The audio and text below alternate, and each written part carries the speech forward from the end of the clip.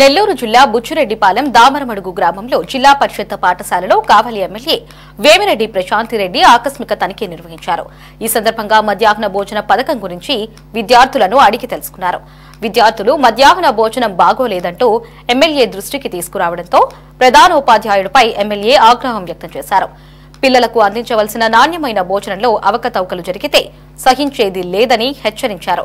వెంటనే పాఠశాలలోని సమస్యలను సరిచేసుకోవాలన్నారు. విద్యార్థులు ధైర్యంగా ఉండి పాఠశాలలో ఎటువంటి సమస్య ఉన్నా తమ దృష్టికి తీసుకుని రావాలని సూచించారు.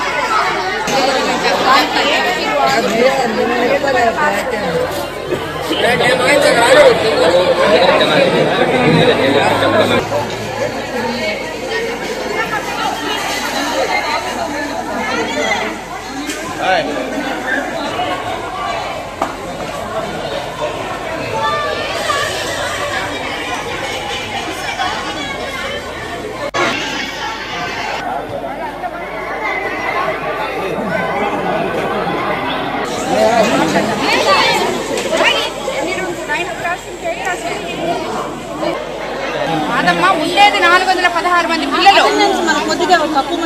ఏంటి సగం మంది స్కూల్కి రారా? 290 మంది వచ్చారు. ఇప్పుడు సగం మంది తీసుకోండి. ఇక్కడ దామరమడుగు జెడ్పీ హై స్కూల్ కి సడన్ విజిట్ కి రావడం జరిగింది. పిల్లలు భోజనం మధ్యాహ్నం మిడ్ డే మీల్స్ పరిశీలించడానికి కోసమని వచ్చాను. సో ఇక్కడ టీచర్స్ తో మాట్లాడడం జరిగింది. అలాగే పిల్లల్ని కూడా వాళ్ళ అభిప్రాయాలు తెలుసుకోవడం జరిగింది. ఈ పిల్లలు వాళ్ళు ఇచ్చిన కంప్లైంట్స్ ని నేను ఇక్కడ ఉన్న స్టాఫ్ తో కూడా మాట్లాడాను. దాన్ని రెక్టిఫై చేసుకోమని చెప్పడం జరిగింది. రాబోయే రోజుల్లో ఈ స్కూల్లో స్ట్రెంత్ 416 మంది ఉన్నారని చెప్పారు. కానీ ఇక్కడ ఈ రోజు ప్రజెంట్ చూస్తే 283 మంది వచ్చున్నారు. సో దానికి కారణాలు అడగడం జరిగింది.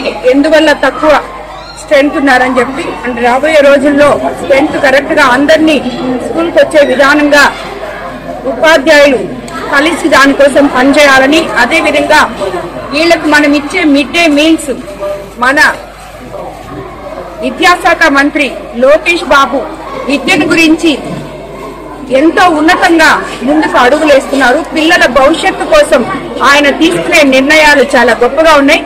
దానికి అనుగుణంగా మనము లోకల్ గా విద్యా కమిటీ వేయడం జరిగింది. ఇక్కడున్న ఈ స్కూల్లో ఉన్న విద్యా కమిటీ మెంబర్స్ అందరికీ నేను ఒకటే కోరుకుంటున్నాను, మీరు టీచర్స్ తో కలిసి పిల్లలతో మాట్లాడి వాళ్ళ సమస్యలు తెలుసుకొని వాళ్ళకి ఏం కావాలో ఆ సమస్యలను తీర్చడానికే విద్యా కమిటీ అనేది ఇక్కడ ఉండేది.